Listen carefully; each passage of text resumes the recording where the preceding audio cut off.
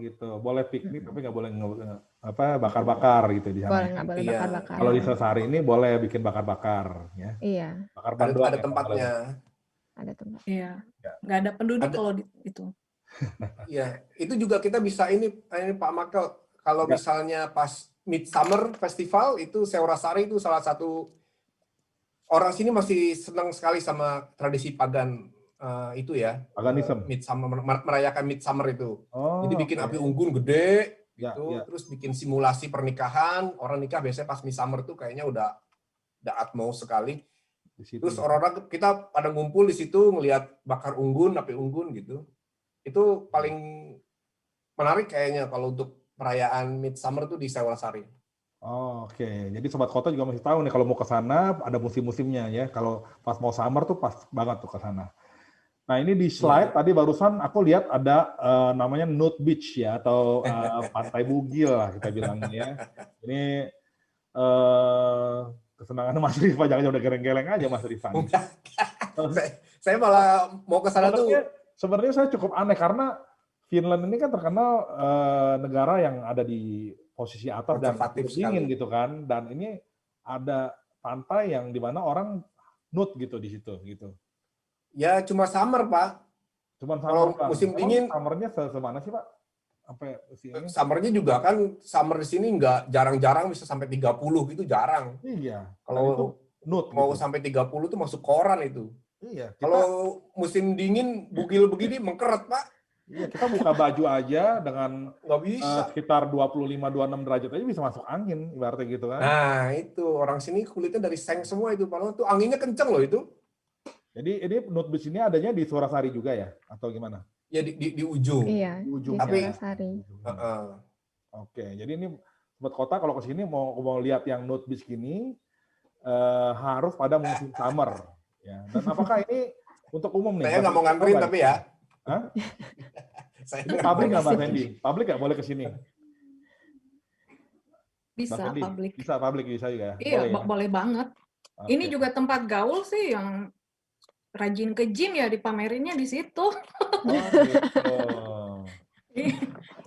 Ada satu lagi tempat. Pak Jono jangan ke situ, Pak Jono malu ntar Pak Jono. Oke. Ya. Jadi ya, Pak, silakan.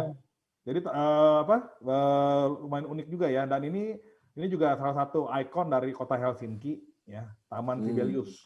Biasanya kalau grup pun yang saya bawa biasanya pasti ada mampir ke sininya, ke Sibelius. Iya. Ya, boleh ceritain sedikit mungkin siapa nih, Mbak Laras? Ya ini sebenarnya monumen Sibelius ini dekat sama Seorasari, jadi bisa sekaligus jalan, maksudnya nggak jalan sih, tapi maksudnya naik bis, karena nggak di dekat kota. Ini sebenarnya si desainer atau yang buat ini pipa ini tuh untuk memperingati komposer terkenal Finlandia, Jan Sibelius. Itu kalau nggak salah sekitar 600 pipa baja besi. Betul. Baja. Iya. Welding. Iya. Jadi ini unik banget untuk didatengin. Kalau misalnya mau foto bisa dari depannya, bisa di bawah pipanya untuk ngelihat, itu bagian atas pipanya bolong gitu, jadi bisa ngelihat ke langit, jadi nggak ketutup gitu. Atau kalau misalnya mau pakai drone juga bisa dari atas ngelihat ke bawah juga, itu bagus. Oke. Ya, Oke. Terus kalau ke sini biasa nggak lama ya Mbak Sandy ya, kalau kita grup ke sini ya, cuma foto-foto bentar ya.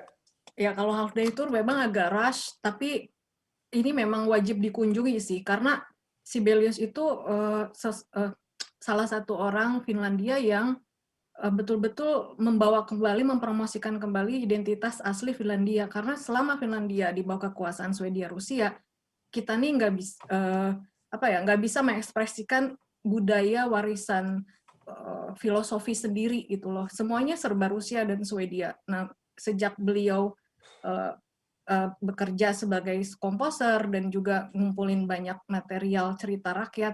Jadi identitas Finlandia dibawa kembali karena beberapa generasi nggak tahu identitas bangsanya sendiri gitu loh. Memang itulah. Jadi melalui musiknya dia angkat kembali, dan ya karena berjasa ya didirikanlah monumen ini untuk memperingati beliau.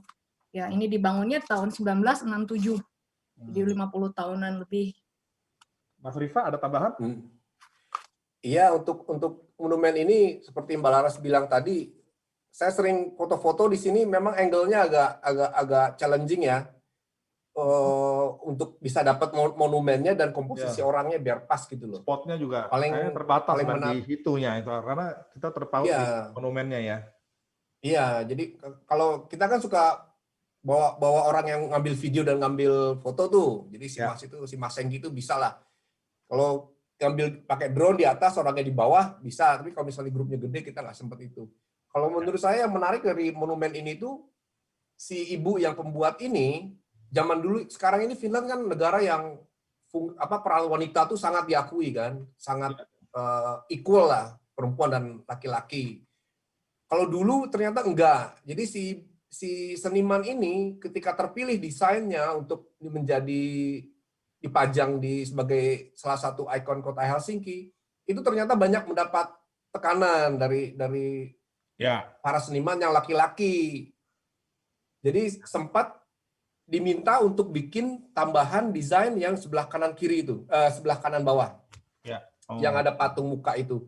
Tadinya itu tuh tidak termasuk di desain awal yang menang di kompetisi itu.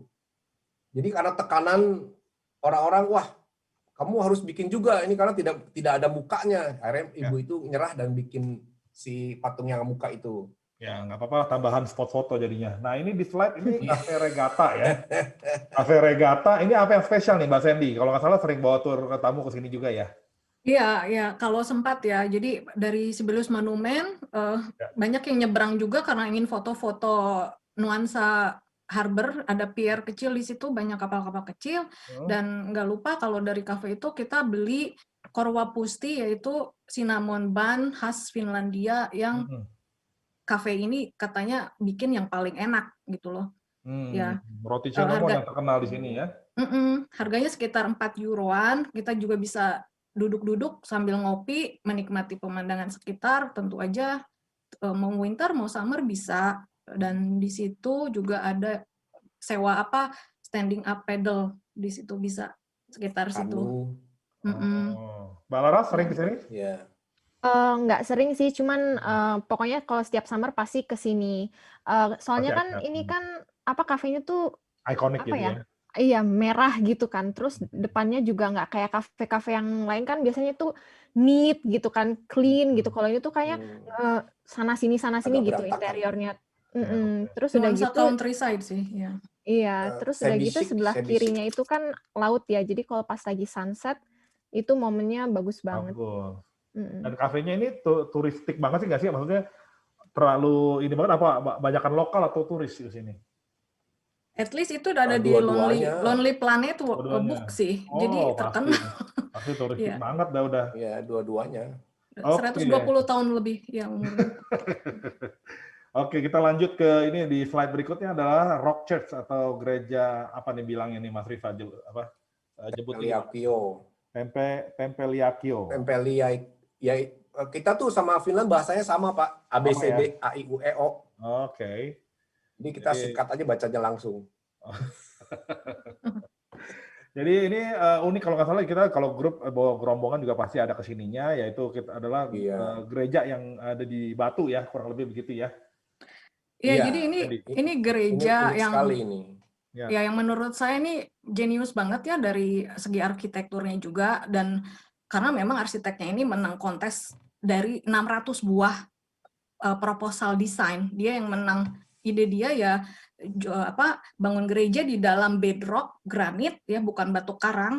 Ini granit yang dengan cara diekskavasi atau digali dengan yang menggunakan bahan peledak. Jadi gereja ini dibiarkan natural, dinding sekitarnya ya batu granit, dan yang istimewa memang kubahnya itu yaitu bentuknya seperti itu, dan itu dilapisi oleh tembaga.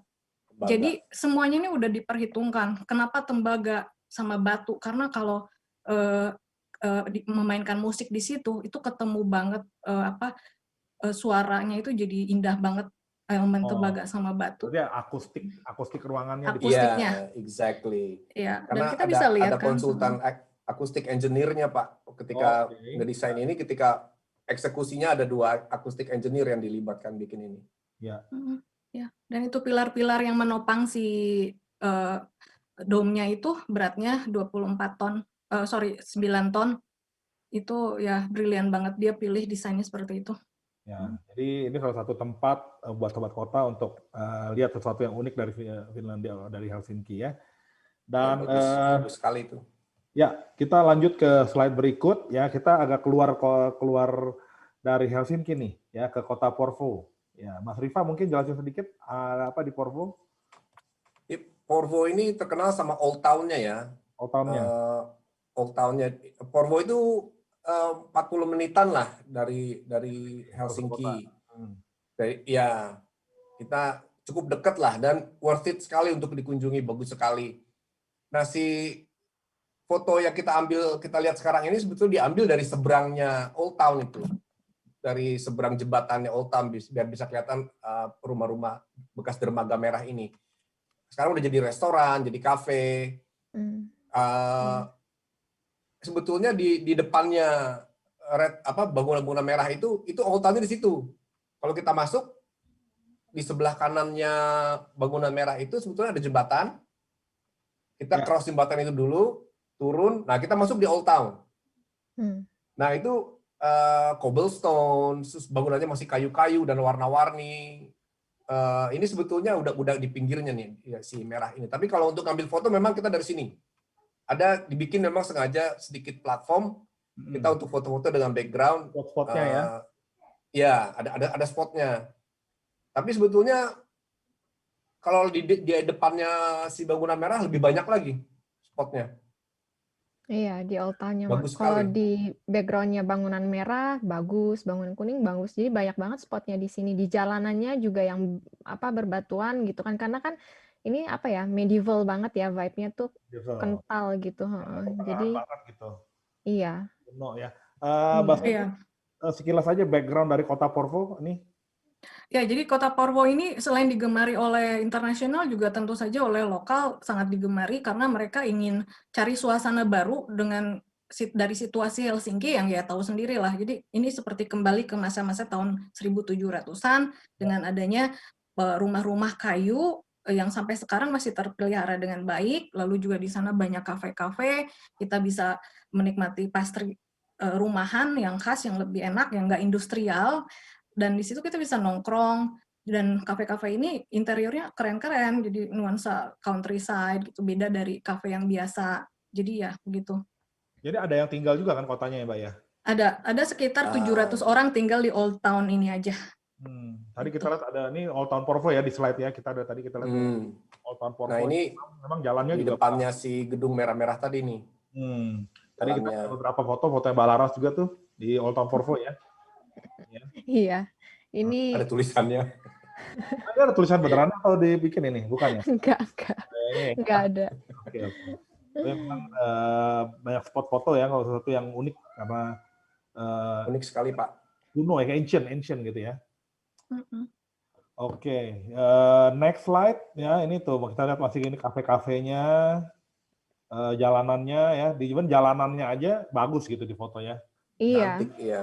Cantik. Karena unik juga. Warnanya kan warna-warni gedungnya. Nah, ini ada katedral juga di Porvoo. Mungkin ada yang mau cerita sedikit mengenai katedral ini? Apa yang unik? Ya, ini katedral berharga sekali karena di sini Tsar Alexander I waktu perpindahan tangan Finlandia jadi negara otonomi Rusia disahkannya di sini gitu. Dia dinobatkannya di sini, bukan di Helsinki tapi di gereja ini di Porvoo. Dan juga kalau dari segi keindahan arsitektur interior di sini bagus banget. Banyak perlengkapan atau peralatan yang berasal dari tahun 1500-an yang dibawa dari Rusia atau dari zaman Swedia dulu. Nah, kalau kita lihat di bawah tuh yang nggak ada atapnya, nah itu dulu ceritanya ada seorang anak muda umur 18 tahun, aliran black metal, dia pokoknya nggak suka gereja aja. Nah, dia bakar ini gereja atapnya pakai koran, dibakar gitu ya, dilempar ke atap, dan atapnya itu karena dari kayu ya otomatis lah langsung kebakaran gitu semuanya, lumayan bikin damage gitu. Oh, emang ya unik juga ini anaknya. Rusuh ya. Mm-mm. Itu anak metal besar kayak ketahuan soalnya. Iya, iya memang di Nordik ini sempat besar sekali gerakan itu gore metal itu loh Pak, yang Oh, hitam-hitam itu. ya, Mereka ya. memang kayak semacam inisiasi ya untuk bakar gereja itu. Tapi ini gerakannya besar di Norway sebetulnya. Anti religion gitu ya modelnya jadinya. Iya, mereka tuh kan mengimagekan mereka sebagai pemuja setan. Oke, oke. Iya, jadi kalau video klipnya tuh mereka pakai topeng kambing, mandi darah, segala macem itu. Iya, Iya, iya. saya terus terang emang dengerin musik-musik kayak gitu, tapi saya nggak mau ikut-ikut Bawa. bakar-bakar gereja juga gitu loh. Jangan Pak. Udah insaf kan makanya udah potong rambutnya. Iya, itu juga. Tapi kalau rambut mah nggak ada pilihan Pak. Masalah nasib ini mah. Oh iya. Oke, ini Devil Stairs nih, sampai ada namanya ada apa bisa apa ada jalan tapak Devil Stairs nih ya. Ya, ini ada di salah satu gang di Old Town of Porvoo, dinamakan Devil Stairs karena jadi jalan ini nih menuju ke gereja. Jadi jalan ini tuh licin dan terjal, makanya orang yang jalan ke sini tuh banyak yang jatuh, banyak yang kesulitan saat mereka pergi ke gereja. Jadi ini kayak setan yang buat biar mereka nggak ke gereja gitu. Makanya disebutnya Devil Stairs ya. Iya, iya. Dan ini kayak Mbak Laras ini kayaknya nggak ada yang foto di sini ya. Enggak. Takut Daripada kepleset. kesleo. Apalagi winter licin banget. Oke, kita dari Porvoo kita akan lanjut langsung terbang lagi menuju ke tempat yang lebih jauh lagi, itu ke daerah Lapland. Yes, oke. Itu adalah sedikit video sekilas mengenai daerah Lapland di Finlandia. Dan setahu aku bahwa daerah Lapland ini adalah salah satu tujuan utama kenapa orang mau ke Finlandia selain kota Helsinki tentunya. Karena bisa dibilang daya tarik utama untuk orang-orang pergi ke Finlandia mau ke sana karena ke Lapland, daerah Lapland karena banyak sekali aktivitas dan spot-spot tempat yang menarik di daerah Lapland ini ya. Mbak Sandy mungkin jelasin sedikit ada apa aja di daerah Lapland ini. Oke, jadi Lapland itu suatu region atau provinsi yang terletak di Finlandia Utara dengan ibu kota Rovaniemi. Dan memang belakangan antara 10 sampai 15 tahun terakhir tempat ini menjadi tempat yang spektakuler untuk turis-turis terutama dari Asia. Tapi sebenarnya turis Jerman dan Rusia itu sudah mengenal pariwisata di Lapland sejak dari tahun 1980-an. Ya, Jadi buat pasar Indonesia baru ya, Mbak? Lumayan baru, ya. Lalu di Lapland ini, seperti kita lihat ya di gambar, itu ada yang namanya Santa Claus Village. Yang tadi ya, ini Santa Claus Village. Ya, Santa Claus Village ini diresmikan tahun 1992. Sebelumnya memang ceritanya panjang ya, tapi ini diresmikan 1992. Saat itu Santa Claus memutuskan untuk pindah rumah ke sini. Tadinya dia rumahnya di Korwatunturi, ya. Biar lebih banyak ketemu orang penggemar dia. Ya. Ya, lalu di Lapland juga terkenal emasnya. Finlandia sebetulnya punya emas sebetulnya. Cuman nggak dieksploitasi, nggak jadi komoditi yang besar-besaran. Karena masyarakatnya nggak mau. Mereka ingin melindungi nature di situ, gitu loh. Beda ya. Iya. Jadi yang terkenal dari situ juga Lapinkulta, bir yang berasal ya dari ada hubungannya dengan Lapland, Lapinkulta. Jadi kulta itu artinya emas. Jadi di sini kalau manggil Yayang, ya kalau di Amerika baby, honey, kalau di sini kulta, emas gitu. Mau berapa gram terserah dah gitu. Kulta Michael gitu. Gitu. Ya di Santa Claus Village ini macam-macam sih. Jadi bisa ketemu Santa Claus, ada Santa Claus House, ada toko-toko brand Finland, ada Santa Claus Office. Nanti kita bisa lihat mungkin ya slide-nya sekalian di expose. Juga ada yang namanya Arctic Circle Line, garis Arctic Circle. Kalau orang bisa nyebrangin itu tuh bangga banget gitu. Saya udah nyebrangin garis batas antara kutub utara. Kutub gitu ya. Bangga banget di situ. Kebayang dong itu di ujung dunia kan lumayan Ya, gitu. berarti benar di ujung dunia. I'm here gitu. Terus kalau Mbak Laras, kalau ke sini aktivitasnya ngapain aja Mbak Laras? Kalau ke sini biasanya kirim kartu pos. Kirim kartu Kalau ke pos. Santa Claus Village, terus di sampingnya ada apa? Kayak bisa naik reindeer ride atau husky ride. Ada ya di dalam di village ini ya, Santa Claus Village. Iya, di sebelah Nah, ini kanannya. foto-foto Cuman biasanya kalau ya. winter tuh ngantrinya panjang banget. Oke, jadi ini si Santa Claus-nya nih ya. Santa Claus-nya.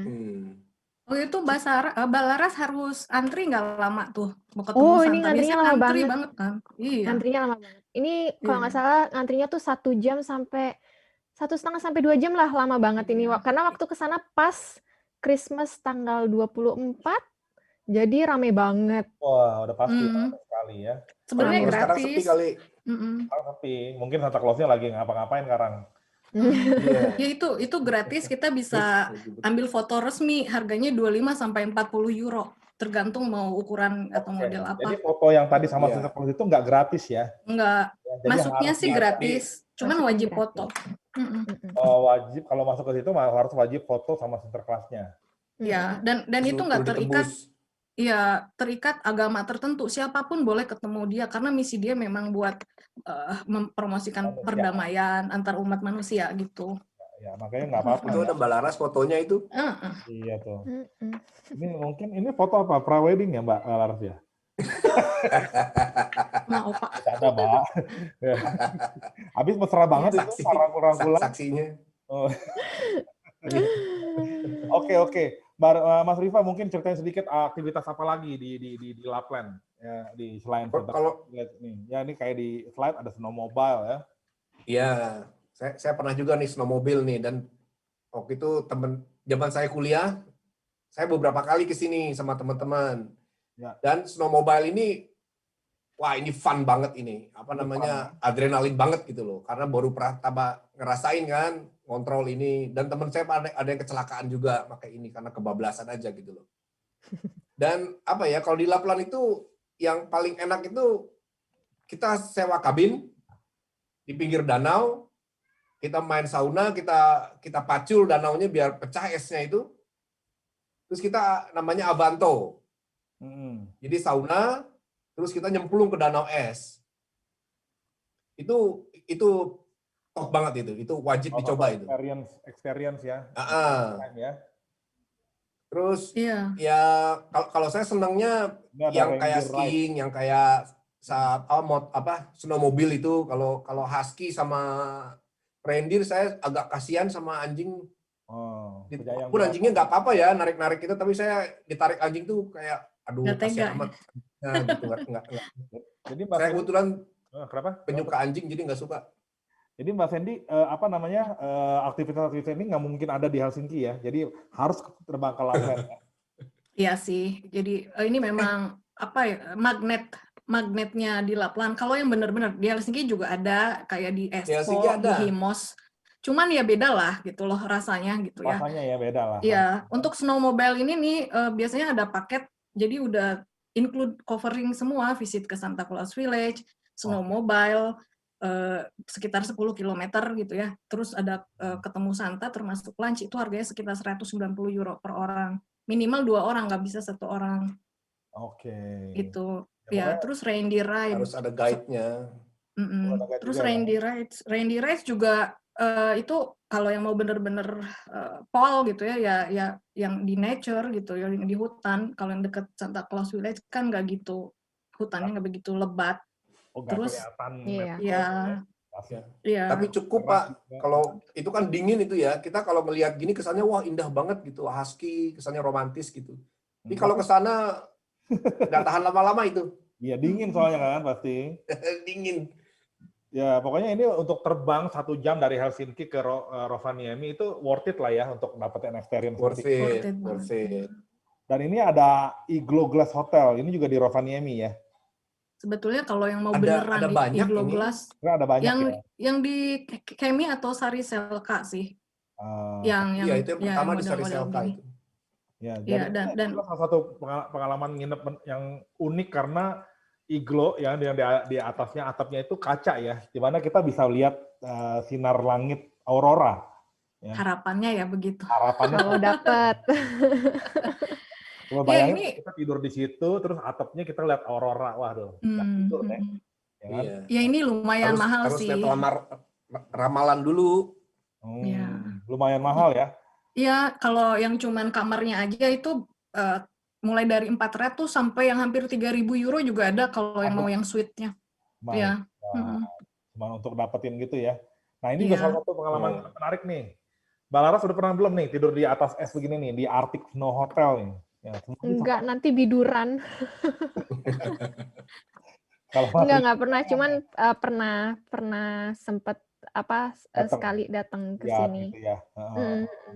Ya, yang paling top atau populer itu Arctic Snow Hotel sama Ice Hotel di Kemi. Kemi itu sekitar 1,5 jam dari Rovaniemi bisa naik bus. Jadi ya ini juga lumayan mahal. Ada yang tipe suite juga, ada yang cuman standar. Dan ini Snow Hotel ini dibangun oleh seniman-seniman pemahat es atau salju yang berkelas dunia. Gitu. Di situ ada fasilitas bar and cafe juga, jadi bisa makan di restoran ice restoran di situ.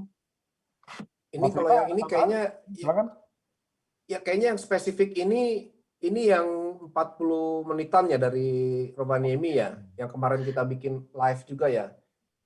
Yang Arctic Snow Hotel juga ada di Sineta, 40 menit. Iya, 40 menitan lah. Kemarin ada juga. Ada ini menarik Pak, karena kompleks ini. Ada yang bisa kita minta pesan dibangunin dengan desain kita sendiri, ada juga yang emang gede kamarnya. itu. Kamarnya custom gitu. Ada saunanya segala macam. Oke. Ini ada Arcticum. Ini juga sama kah? Apakah ini juga di Rovaniemi ya? Karena saya nggak kesini. Ini di Rovaniemi. Sama ya di Rovaniemi ya? Iya, museum ini. Museum ya? Iya. Mengenai museum apa nih? Mengenai kutub kali atau? Science Museum dan Science Center kalau nggak salah ini. Mbak Sandy mungkin mau tambah?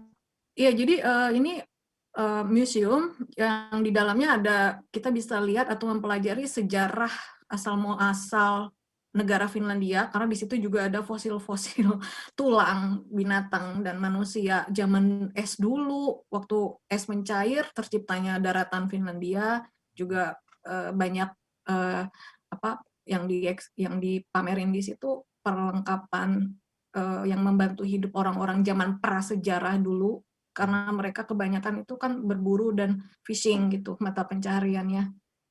Dan ini arsitekturnya juga bagus banget. Itu temanya The Freezing Fingers in Arctic. Tadi makanya miring-miring begitu kan, yang atapnya yang transparan tadi. Keren sih. Gitu.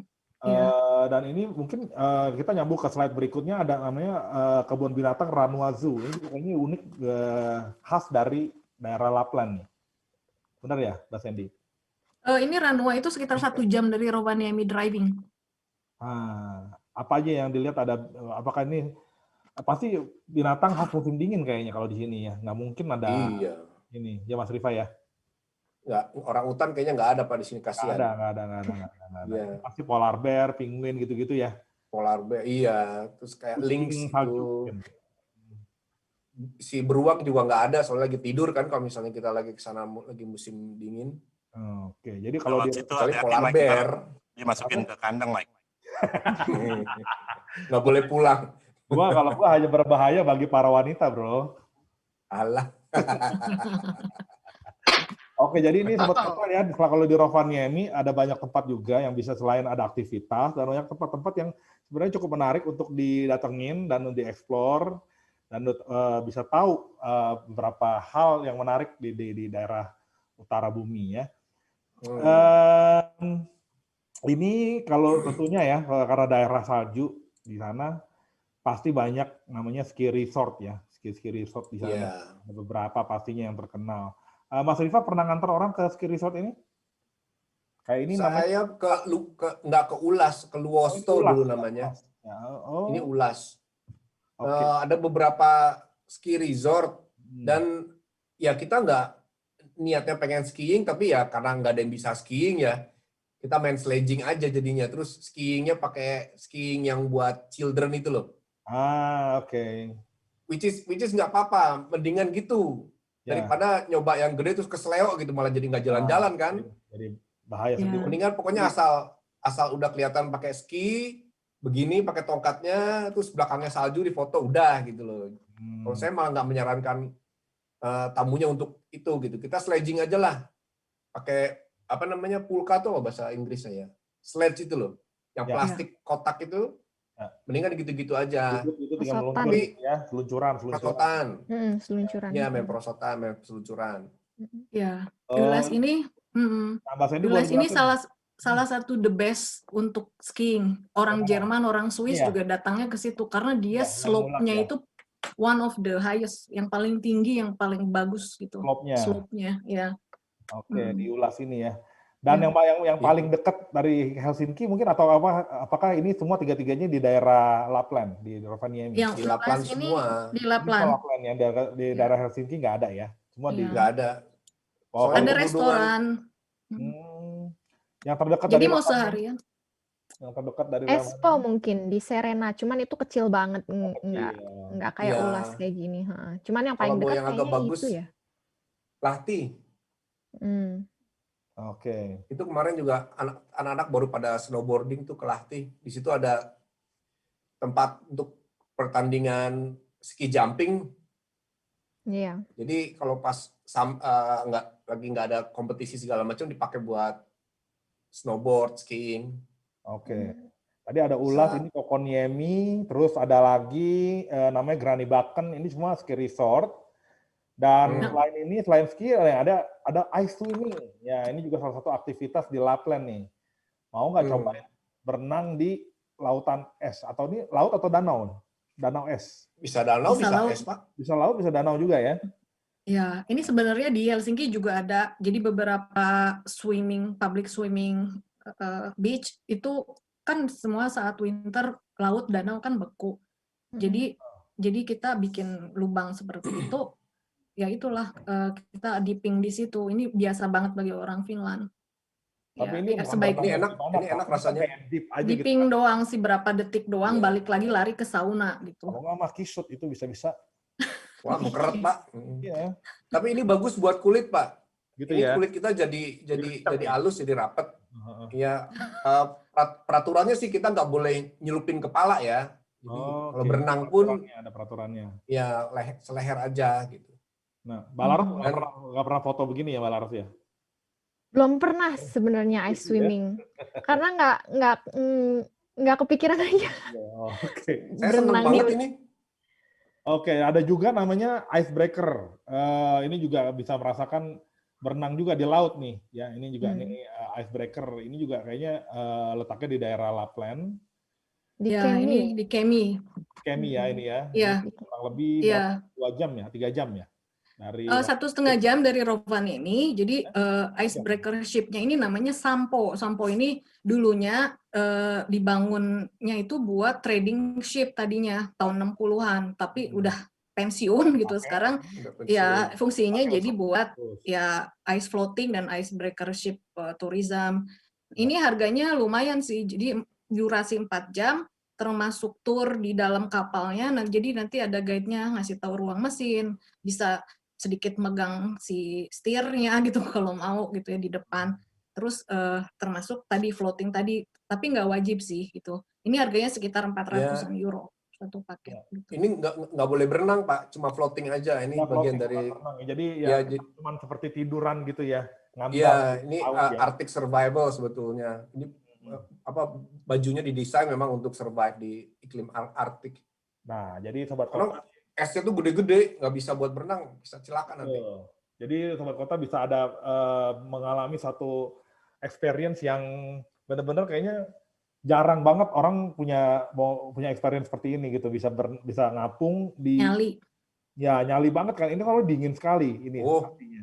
Tapi Mas Rima nggak butuh icebreaker, Mike. Kenapa? Dia nggak butuh icebreaker, soalnya kan dia nggak butuh sampo dia. Iya. Ini pakaian khusus, jadi ini pakaiannya untuk yang hangat tubuh ya, jadi supaya kalau waktu ngambang nggak sampai Iya, kedinginan. tebel dia. Waterproof. Dan so aku ada beberapa peraturan juga ya, kalau nggak salah nggak boleh apa gitu pada saat ngambang itu ya. Ngambangnya Ini kan malah nggak lama ya, cuma berapa menit gitu. nggak boleh lama, Pak. Hmm. Kita tuh cepat mati kalau misalnya kejebur di RS itu. Ya pasti. Iya, Pak. 3 menit itu udah nggak usah ditolong lagi aja, dicari aja mayatnya gitu loh. Nah ini ada Aviation Museum, ini juga letaknya di Rovaniemi. Ini di Banta, di Aviapolis. Di Banta ini. Oh, ini bukan di Rovaniemi ya? Bukan. Oke. Ini di daerah mana nih? Mbak Sandy mungkin? Iya, ini tepatnya di Aviapolis, 5 menit berkendara dari Bandara Vantaa. Oke. Jadi Vantaa Helsinki. Jadi ini di sini terdapat koleksi kapal-kapal tempur, kapal tradisional, yang dari kayu juga ada dulu Finland, termasuk yang unggul bikin pesawat dari kayu terbaik Finland, dan kebanyakan sih memang koleksi dari zaman Perang Dunia II gitu. Ada pesawat Finnair pertama kali juga di situ. Jadi Finnair, ya, pesawat pertamanya Finnair. Ya, pesawat tempur, pesawat passenger. Oke. Finland Jadi itu kita cukup terbang bangga, balik Pak, ke dengan ini di dekat airport Helsinki ya, letaknya ya. ya. Yang senang miniatur, Oke. rakit-rakit hobi gitu dijual di souvenir shop-nya, koleksi misalnya, model-model yang udah nggak ada pesawat sekarang.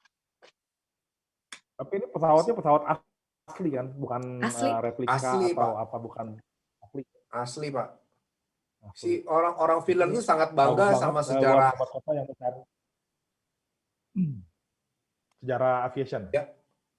Ya, Atau mereka tuh sejarah bangga sama umum. sejarah angkatan udara mereka. Karena ketika Perang Dunia Kedua itu rate kill-nya pilot-pilot Finland itu cukup tinggi sekali.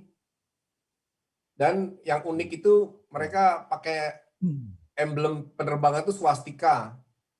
Walaupun bukan swastikanya Nazi ya, swastikanya masih benar gitu loh, swastika yang ya kayak yang gambar sebelah kanan itu. Kanan atas itu masih pakai swastika yang sesuai sama nilai benernya, bukan swastika Nazi. Oke. Nah ini di slide ada Savonlinna Castle. Mbak Laras mungkin pernah ke sini. Ini karena kan nggak jauh dari Helsinki ya, artinya dan dekat bandara pasti kan. Enggak, ini ada di luar kota. Belum pernah ke Di sini. luar kota. Oh, soalnya tadi udah pindah ke sana terus balik ke sini ke daerah dekat airport, kirain udah dekat airport juga. Jadi ini beda ya. Ini Beda. Savonlinna Berapa jam dari Helsinki? 4 jam. 4 Ya, jam. jadi ya selain tourism Helsinki, Lapland, sebetulnya banyak sekali tourism di bagian negara Finland yang lain yang sangat fantastis sebetulnya. Cuman ya ini baru dipromosikan belakangan ini ya ke turis Asia. Untuk turis Rusia, Jerman ini udah nggak asing lagi. Jadi ini letaknya di bagian timur Finlandia, 4 jam berkendara dari Helsinki. Jadi ini lebih ke cultural tourism. Jadi sebenarnya di Finland tuh banyak lah temanya gitu loh. Dan di Castle tadi itu umurnya udah hampir 300 tahun. Ya sama lah, ini misinya buat bikin benteng pertahanan dari serangan Rusia jalan laut. Dan ini di sini banyak terdapat peninggalan zaman dulu lah yang bernuansa Knights, medieval age tahun 1500-an. Iya. Dan ini salah satu castle ruin yang terbesar. Ada teaternya juga di situ, opera, saking gedenya ini castle. Bergengsi banget yang datang presiden-presiden. Biasanya ada opera festival ya, Mbak? Betul, biasanya. Iya. Ini suka tiap tahun biasanya ada festival opera. Dulu saya ke sana gara-gara festival opera itu. Walaupun akhirnya malah nggak jadi nonton. Kenapa nggak jadi? Jadi ini salah satu opsi juga tuh bagi para traveler sobat kota yang sedang jalan-jalan, misalnya mau cari sesuatu di Finland, nggak hanya Helsinki dan Lapland. Jadi di daerah itu pun masih ada tempat-tempat keren gitu ya. Iya, yang banyak danau terbesar di situ. Itu nature banget. Juga ada di situ ya, dan terbesar di situ. Ya, kita punya boat cruise seperti ini yang mengelilingi danau terbesar di Finland. Itu digambar kita bisa lihat kan sambil melewati castle tadi. Jadi di sini kita bisa lihat keindahan Sama. archipelago. Lihat tuh tersebar itu pulau-pulau. Ini danau bukan laut loh gitu. Oke. Nah, tapi Ya, indah banget. tur ke sini harus nginep kali Mbak ya, nggak bisa Banget. Harus setiap nginep. hari ya. Harus Kan terlalu jauh jaraknya 4 jam. jauh-jauh, 4 jaraknya jam. jauh-jauh. Oke, kita lanjut. Ini kita sekarang mau masuk ke section shopping ya kayaknya ya. Kita masuk ke daerah shopping area nih. Ini apa nih? Kayaknya Camp Gallery ya. Camp Galleria. coba ini mesti perempuan yang jelasin nih. Balaras? Balaras. Iya, ini Camp Gallery itu ada di Alexanderin Katu di di dekat Gereja Putih, di belakang Esplanadi, di mana di sini tuh high end brand. Iyalah brandnya. Iya.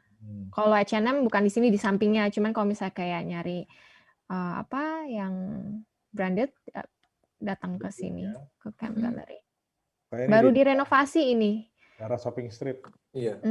Ya, ada merek-merek Finland yang cukup di sini dihargai sekali gitu. Justru orang sini kalau pakai merek lokal yang notabene itu bangga gitu. Bukannya pakai produk luar negeri bangga. Misalnya Marimekko, Makia. Marimekko ya. Ya, nanti kita ada slide-nya Slide berikut. terpisah. Ini ya. Nah, ini. Ya, jadi ini Marimekko. Ada Uniqlo-nya. Maksudnya Marimekko. Iya, dia kolaborasi desainnya. Oh, join. Oke. Ya. Oh, Balaras banyak nih koleksinya nih. Ya ini harganya memang agak tinggi ya, tapi nggak ngebohongin lah. Ini kualitasnya mantep banget, sustainable, terus durable. Dan ini misinya sebenarnya bukan fashion, tapi desain. Orang yang pakai ini tuh jarang gitu, terus terang. Terus ya karena ini desain banget ya. Dan ini dari tahun 60-an sebenarnya. Dan dulu digemari oleh istri-istri Presiden Amerika pakai baju-baju dari Marimekko. Jacqueline Kennedy pernah pakai baju ini. Ini Moomin karakter. Moomin tuh apa? Kartun Finlandia atau gimana? Karakter kartun. Ini ya. binatang nggak jelas sebetulnya Pak. Orang banyak bilang ini hippo. Tapi Hippo. antara hippo tapi bukan hippo gitu loh, si yang putih itu. Tapi ini original Finland juga. Jadi dijadiin untuk barang-barang goods gitu ya ininya ya. Iya. Ya, merchandise. Jadi merchandise. Ya, ini didesain pertama kali oleh seorang seniman dan ya desainer Finlandia sekitar tahun 40-an. Dibikin filmnya juga. Film kartunnya diputar di Jepang sejak tahun 1970. Makanya orang Jepang kalau ke sini nyarinya Moomin deh gitu. Dan ini bukan buat anak kecil aja, orang dewasa juga senang koleksi. Iya, betul. Ya. Ini gelasnya bisa dikoleksi dan harganya mahal, Pak. Oh, gitu. Iya, ada jadi bisa dijadiin pengkoleksi. souvenir juga ya ini untuk bawa pulang ya. Iya, Karena ini khas sekali Finlandia ya. Iya. Iya, dan karena kualitasnya tinggi sekali. Desainnya juga kadang-kadang ada beberapa desain yang special edition. Ini banyak request orang itu bisa dibisnisin, Pak. Jadi biasanya customer dari Jepang, dari Cina itu mereka yang pernah ke sini, mereka udah tahu value-nya brand ini, mereka minta beliin. Oke. Yang mahal itu bisa $3.000 mungkin maksudnya ya Mas Rifa yang udah nggak ada lagi misalnya. Keluaran pertama gitu. Harus yang special edition lah. Ya. Wow. Jadi ini salah satu koleksi juga ya bagi souvenir bagi sobat kota yang ke sana bawa pulang oleh-oleh apa ya? Oh, ini bisa jadi nih cari yang Moomin karakter bilangnya. Iya. Dan ya yang lain-lain juga masih banyak. Ada yang juga yang nanya, Hard Rock Cafe ada nggak sih di sana? Yang Helsinki ada ya. Ada. Di jalan itu juga kan? Ya. Hard Rock Cafe. Oke, Jepang sampai ada Moomin Valley Park, bro. Ada di Jepang ya, di Pak. Saitama Jepang ya. ada juga. Ada Moomin Oh, Park. berarti Moomin itu khas Finlandia atau enggak? Khas Finlandia, tapi terkenal di Jepang. Oh, tapi terkenal di Jepang. Oh, banget. Hebat ya. Kalah loh itu grup-grup musik begitu. Hello Kitty. Hello Kitty juga. Kayak Hello Kitty mendunia gitu. Oke. Ini sekarang kita masuk ke segmen kuliner. Ya, kita tahu bahwa kalau negara Skandinavia kayaknya udah nggak jauh-jauh salmon nih, ya. Kalau ini apa baca gravilohi, betul nggak? Gravilohi. Ini yang dipotong tipis-tipis, di slice Artinya tipis. apa nih? Sashimi. Oh, ini artinya kayak sashimi gitu ya, salmon mentah, Iya. cuman dipotong tipis-tipis gitu, disajikan gitu ya. Salt pepper ya. Oh, pakai salt and Sebetulnya pepper. Atau pakai untuk orang lemon. Indonesia asal Sorry, bawa sambal ABC bisa semua, Pak. Walaupun gitu ya. kesannya Tapi banyak orang Indonesia gimana gitu ya. nggak bisa makan mentah, Pak. Iya. Nggak bisa makan mentah kalau orang Indonesia kadang-kadang. Begitu lihat mentah, aduh nggak makan gitu. Tapi Ini kalau diguling secara pakai ini sambal. basically sama ya. Ini apa nih? Lia Pulat nih. Coba tanya perempuan yang biasa suka masak nih. Mbak Sandy? Ya, lihat pulat ini ya meatballs bisa pure Baso ya. sapi ya, Bakso. sapi atau ayam atau pork campur gitu. Dan ini memang di Swedia juga ada sama karena Swedia pernah blend dengan Finlandia di zaman dulu ya, negaranya. Jadi kita share juga dalam masalah kuliner gitu. Jadi di IKEA juga mungkin teman-teman sering nemu. Cuman ya beda lah rasanya kalau yang langsung dari sini ya gitu. Ya, pasti beda, ada ininya. Nah, ini coba Mbak Lara sekarang. Coba ini apa nih? Loy Keto. Ini sup salmon ini. Sup salmon. Yang iya, Ini biasanya nih, makannya pakai roti dicocol. Enak ini. Oke. Jadi ini juga ada makanan ini umum ya di restoran manapun kita bisa temuin ya. Iya, Biasanya ini Cukup umum. biasa. Makanan yang gampang ditemuin. Oke. Tapi ini khas Finlandia juga ya. Nah ini apa nih, Mas Rifa? Wah, ini malah pas yang saya nggak tahu, Bapak malah nanya ke saya. Nah, Mbak Sandy. Ya ini kali latiko, kali itu cabbage yang putih itu. Jadi kita ini banyak bikin latiko, jadi casserole ya kalau bahasa Inggrisnya, yang di bake di oven habis dicampur sama bahan yang lain. Ya Saya gini malah aja mikir sih. lasanya tadi. Gitu ya, kayak Kayak pasta lasanya. gitu Iya, ya. saya mikir tadi itu. Buat vegetarian bagus. Oke, ini makanan khas ini. Nah, ini gantian coba Mas Rifa. Ini apa nih? ini Poro ya udah Aristis. Poro itu Pak, mus itu loh. Apa ya mus tuh? Apa yang rusa gede itu loh. Jadi daging rusa ini sebetulnya. Oh. Nah, yang merah-merahnya itu, lingonberry. Jadi makannya pakai mashed potato. Ini si daging poro itu kan bau hewannya itu kuat sekali ya. Oke. Jadi dimakannya bareng sama berries itu biar seimbang gitu. Enak itu. Dan ini hanya di restoran Finlandia atau di restoran-restoran lain juga ada? Ini makanan tradisional Lapland ya, jadi ada di Finlandia, ada di Swedia. Cuman kayaknya nggak ada maksudnya harus pergi ke spesifik restoran ini. Oh gitu, nggak semua orang nggak semua restoran jual menu ini ya. Nah ini apa nih? Leipa Juusto. Ini keju, Pak. Keju. Keju yang tipis-tipis itu. Kalau nggak salah ya ini. Bukan ya? Ini Leipa keju. Juusto. Ini keju yang kayak karet-karet itu loh. Ini nggak terlalu asin. Nggak terlalu asin, nggak terlalu ini. Ini enak kalau buat salad ini. Jadi salad udah jadi, terus di atasnya kita campurin ini. Itu enak banget. Oh, jadi ini kayak sampingan tambahan gitu ya? Iya. Topping gitu. Nggak langsung dimakan kayak pizza gitu, nggak. Oh, pantesan aku kira makan kayak pizza begitu. Wah, mules Pak. Ini apa nih? Ini dessert kayaknya ya? Apa? Makanan penutup kayaknya. Manis ya? Cemilan ini. Jadi mungkin. Ini cemilan. Ya ini karya Lanpiraka, jadi ini berasal dari East Finland, makanan tradisional lama banget. Tapi orang Rusia yang berbatasan sama area sini juga familiar sama ini gitu. Jadi itu kulitnya dari rye bread, terus tengahnya diisi bubur dari nasi. Biasanya kita makan pakai telur rebus yang dihancurin atau pakai butter di atasnya, nggak polos. Bisa jadi dessert atau barengan waktu makan sama main dish. Biasanya di hotel ada tuh waktu breakfast ini. Ini makanan sarapan saya tiap hari nih. Gitu. Tinggal di microwave oven, keluar dikasih mentega, udah enak banget. Rasanya asli manis, asam, asin gitu, Si gurih. karyalan itu. Gurih, Nah, manis, jadi asin. gurih Pak. Jadi karyalan ini yang tengah-tengahnya itu ada yang nasi, ada yang dari potato, ada yang dari kayak carrot gitu loh. Saya biasanya belinya satu macam satu. Jadi saya beli yang isinya nasinya satu, ada yang carrot, ada yang potato biar nggak bosan aja sih. Tapi ini enak, harus dicoba. Di next slide ini apa roti ini? Roti ya. Apa nih? Iya, ini Balaras? roti. Ini roti dari tepung rye itu loh. Keras, rasanya agak asam. Biasanya orang Finland makannya tuh cuman pakai voi atau kadang dikasih pakai grafilohi juga.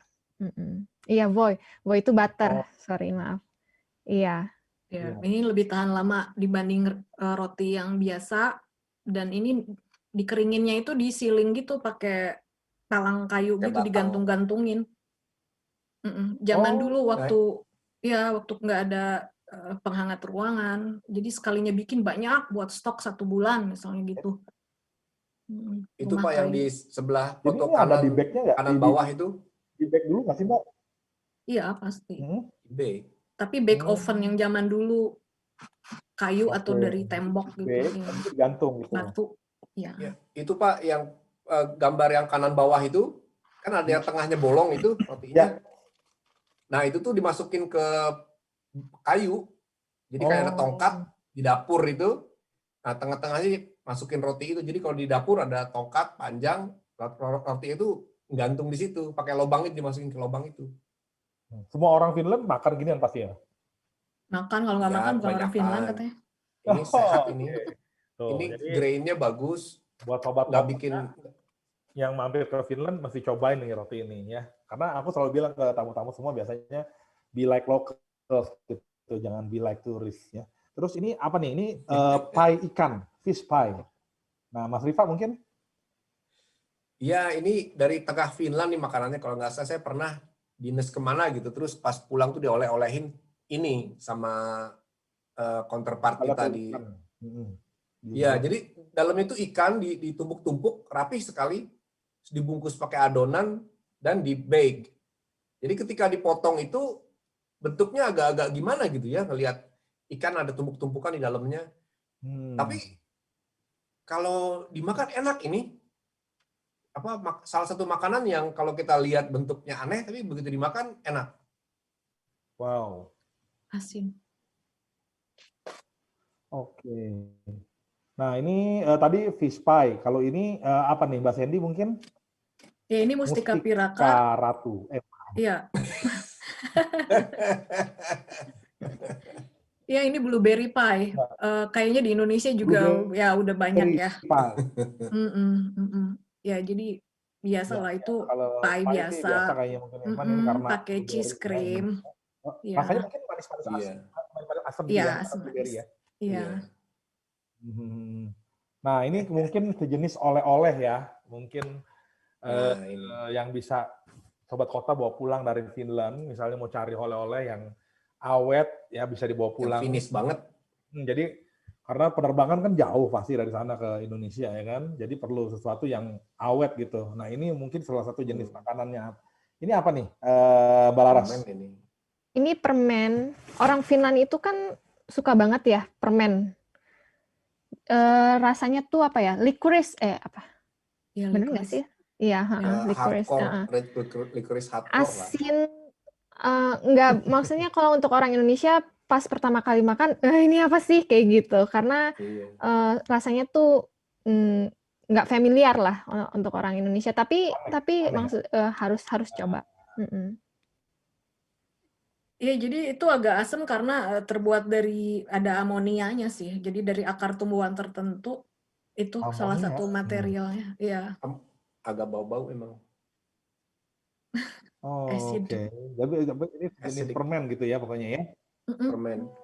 Ini lumayan Pak, kalau misalnya ada sekelompok orang bule ya, pengen tahu mana yang orang Finland kasih makan ini, yang nggak dilepehin, nah itu orang Finland. Satu orang Finland gitu ya. Kalau dia nggak berhasil orang Finland berarti. Level 1 sampai 10. Yang minta nambah itu orang Finland itu.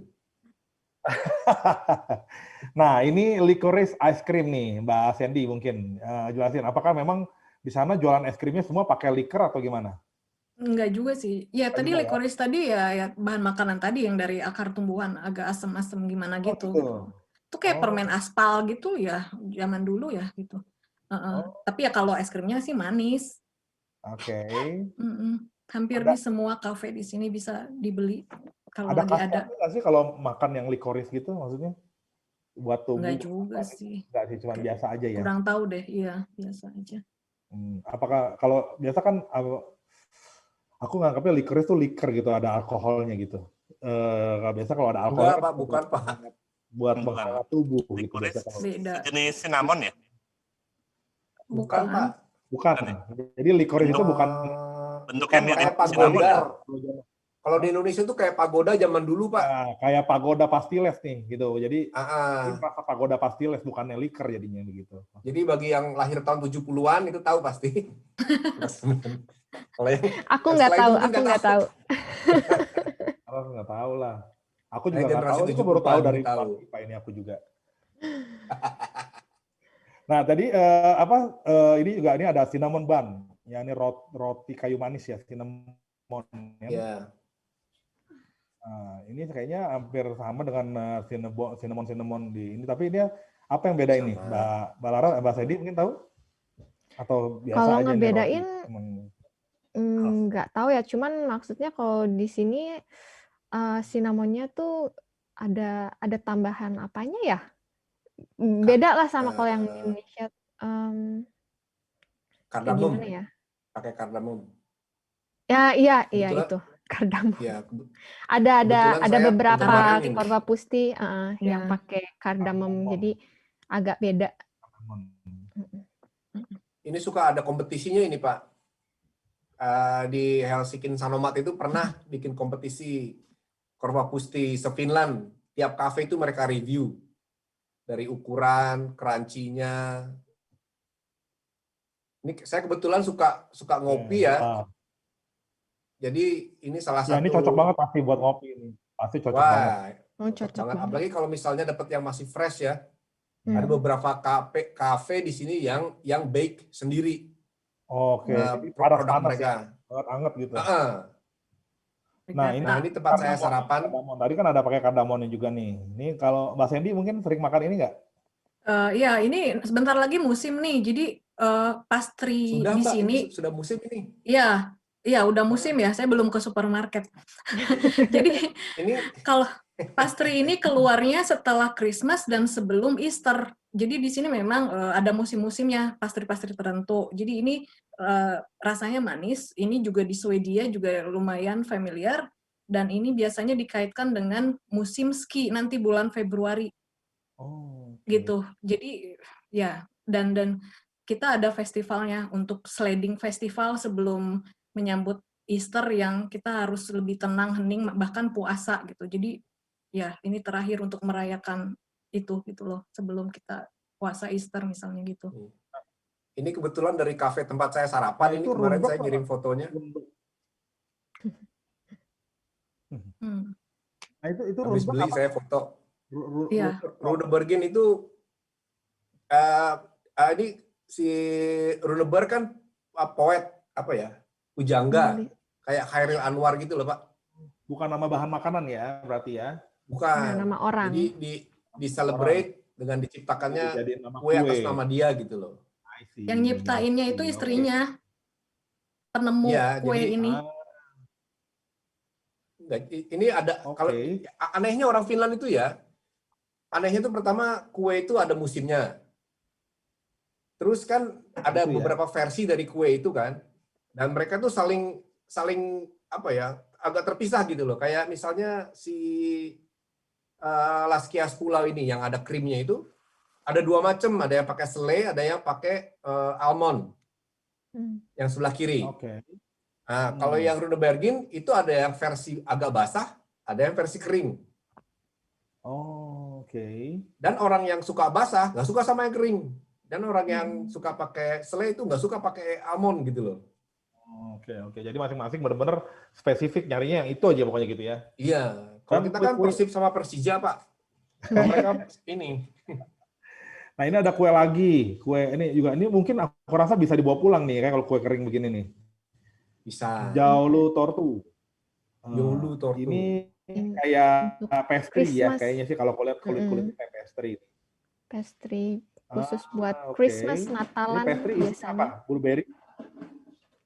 Dalamnya Itu tuh plum. Christmas, Natalan prune ada ini. jam di tengahnya atau apple Plum. jam. Mm-mm. Plum. Apple jam. Saya juga apple jam atau Ya. plum. Oke. Ini bisa buat oleh-oleh ya, awet ya kira-kira ya untuk bawa pulang. Ya kalau bisa dijaga Awet. nggak hancur sih. Ya penteng maksudnya gitu kan. Mm-mm. Oke, sobat kota kita akan masuk sekarang di kurang lebih simple itinerary untuk Finlandia ya. Mbak Sandy yang paling sering bawa rombongan nih. Kalau itinerary seperti ini gimana nih? Apakah sebenarnya memungkinkan atau enggak? 6 hari ya ini ya berarti ya. Ya kalau menurut saya ini agak packed ya. Pasti kan turis juga pengen ada own time buat shopping atau explore sendiri tanpa harus strict dengan waktu-waktu yang udah ditentukan gitu ya. Sebenarnya teorinya bisa, tapi untuk prakteknya mungkin agak rush. Jadi perlu ditambah harinya tuh, gitu, biar lebih leluasa gitu. Ya. Jadi masih agak panjangan dikit ya. Iya. Kurang lebih ya. Kalian bantu ekonomi di Finlandia pokoknya. Iya. 2 minggu sekalian naik, sekalian mandiin patung. Nah. Jadi basically kalau misalnya kita mau ke Helsinki, terus ke Lapland, saran Mas Riva, Mbak Laras atau Mbak Sandy, kira-kira berapa lama sih ininya? Atau kita kalau misalnya mau sendiri, jalan sendiri, nggak ikut grup gitu? Kalau mau explore. Mas Sandy dulu. Nah, Mas Sandy dulu. Seminggu? Seminggu ya.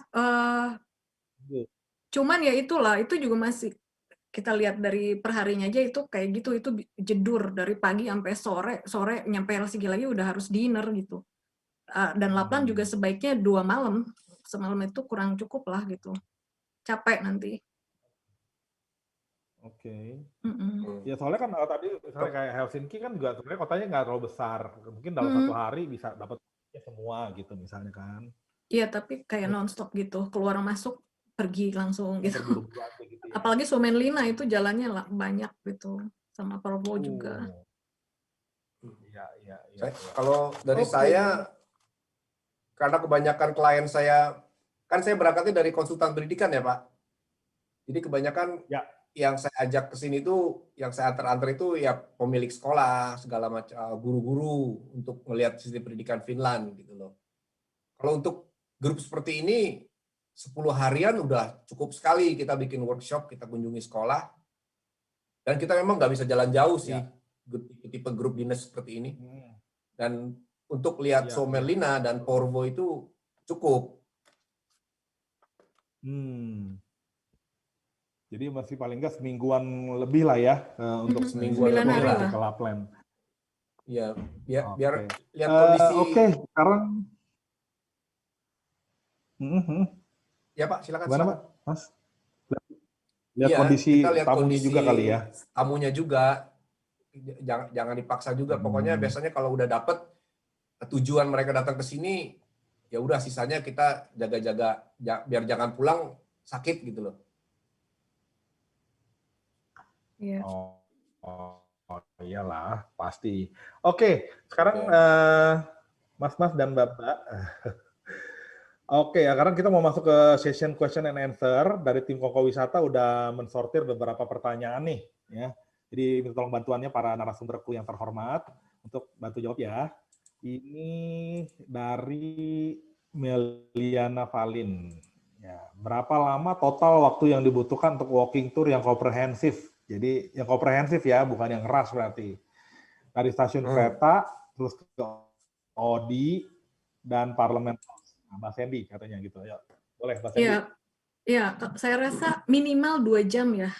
Atau lebih bagus lagi 3 jam lah. 2 jam. Jadi minimal 2 jam. Jadi dari stasiun kan tinggal jalan tuh ke Odi. Di Odi juga kita cek fasilitas-fasilitas di sana yang sangat-sangat menarik tadi.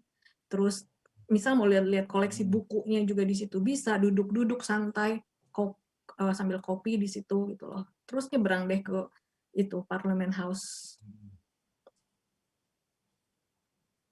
Oke.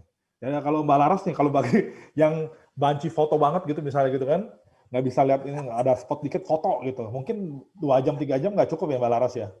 Eh, Sebenarnya kalau misalnya cuman fokus pengen nyari spot-spot foto sih cukup ya, kalau nggak pengen ngeliat muter-muter gitu. Cuman kalau misalnya sambil muter-muter, sambil foto-foto, butuh waktu yang lebih agak lama.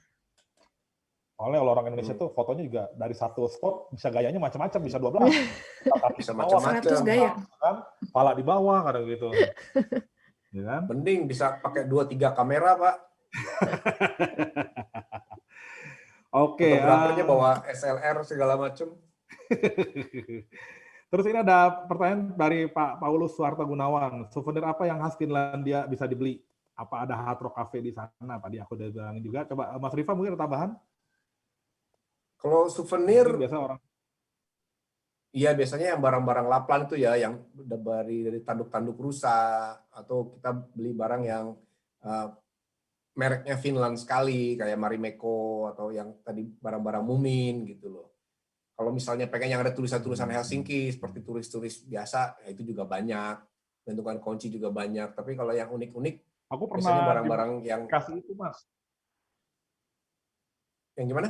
Kenapa? Barang apa? Iya, kayak misalnya kulit Kenapa? rusa gitu Soalnya tadi loh. aku, kulit Bulu, rusa. bulu Aku juga pernah reindeer. dikasih itu Mas. Pisau. Hah? Ya itu. Oh iya, Pisau pisau apa deh? Martin Saya itu. waktu di mana ya? Karena dikasih pisau kalau nggak salah. Pisau Arctic ya. Pisau, Itu tajamnya ya minta pisau ampun loh. pokok. Ya Ya itu itu handmade. carbon steel.